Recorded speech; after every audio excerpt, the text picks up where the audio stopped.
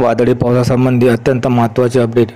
नमस्कार शेतकरी बांधवांनो, ॲग्रिकल्चर हवामान या यूट्यूब चॅनल आपलं स्वागत आहे।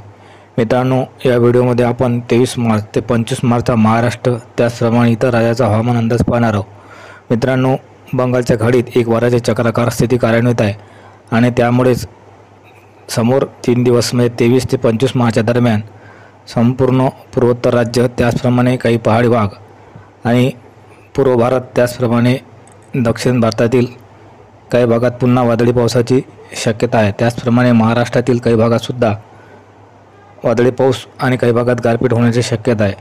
याची संपूर्ण माहिती आपण या व्हिडिओमध्ये आता पाहणार आहोत। जर आपण चॅनलवर नवीन असाल तर चॅनलला सबस्क्राईब जरूर करा। शेतकरी बांधवांनो, 23 मार्च रोजी महाराष्ट्राच्या हवामानाबद्दल सांगायचं झाल्यास महाराष्ट्रातील पूर्व विदर्भातील भंडारा, साकोली, देसाईगंज आणि गडचिरोली या भागात वादळी स्वरूपाचा पाऊस तर 1-2 ठिकाणी गारपीट होण्याची शक्यता आहे। त्याचप्रमाणे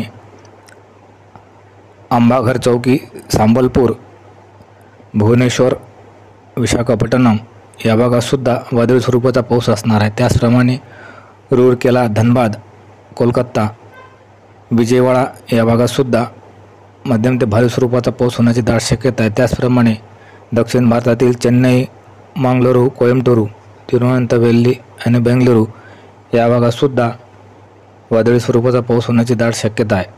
तापमानात सांगायचं झाल्यास नाशिक येथील न्यूनतम तापमान 22 डिग्री सेल्सिअस असणार आहे। त्याचप्रमाणे जळगाव येथील न्यूनतम तापमान 21 डिग्री सेल्सिअस तर अकोला येथील न्यूनतम तापमान 22 डिग्री सेल्सिअस असणार आहे। त्याचप्रमाणे नागपूर येथील न्यूनतम तापमान 23 डिग्री सेल्सिअस, कोल्हापूर येथील न्यूनतम तापमान 20 डिग्री सेल्सिअस तर नांदेड येथील न्यूनतम तापमान 23 डिग्री सेल्सिअस असणार आहे। मित्रांनो, आधी येऊन गेलेल्या या 2 दिवसातील वादळी पावसामुळे कमाल तापमानात 2 ते 3 डिग्री सेल्सिअसने घट झालेली आहे। कमाल तापमान हे 36 डिग्री सेल्सिअस ते 27 डिग्री दरम्यान राहण्याची शक्यता आहे। मित्रांनो, 24 मार्च रोजी भुवनेश्वर, विशाखापट्टणम, हैदराबाद या भागात वादळी स्वरूपाचा पाऊस राहणार आहे। त्याचप्रमाणे बंगळुरू, मदुराई, कोयंबटूर, तिरुवनंतवेल्ली या भागातसुद्धा मध्यम ते भारी स्वरूपाचा पाऊस, वादळी स्वरूपाचा पाऊस असणार आहे।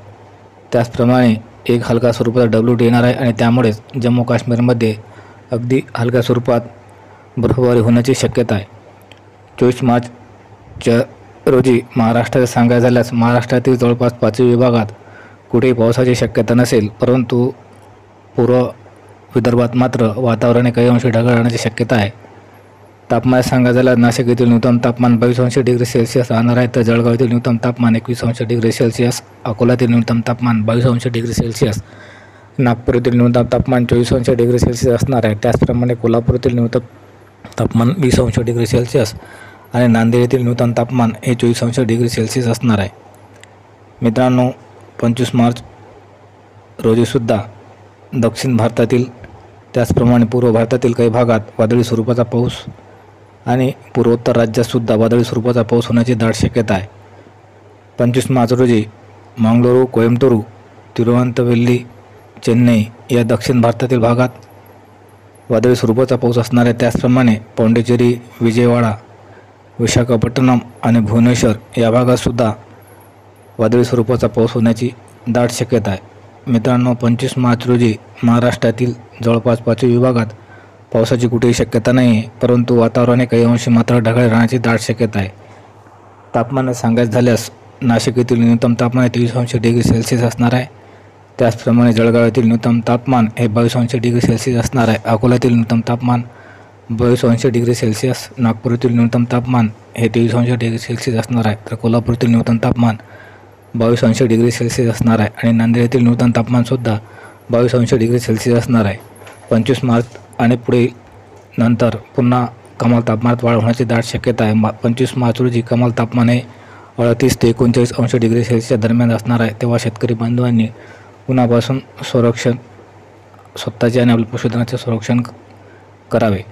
मित्रांनो, जर हा व्हिडिओ आपणास आवडला असल्यास व्हिडिओला लाईक आणि कमेंट जरूर करा। काही प्रश्न असल्यास कमेंट करून विचारा आणि या चॅनलवरचे नवीन व्हिडिओ आपणापर्यंत पोहोचण्याकरता ॲग्रिकल्चर हवामान या यूट्यूब चॅनलला सबस्क्राईब करा।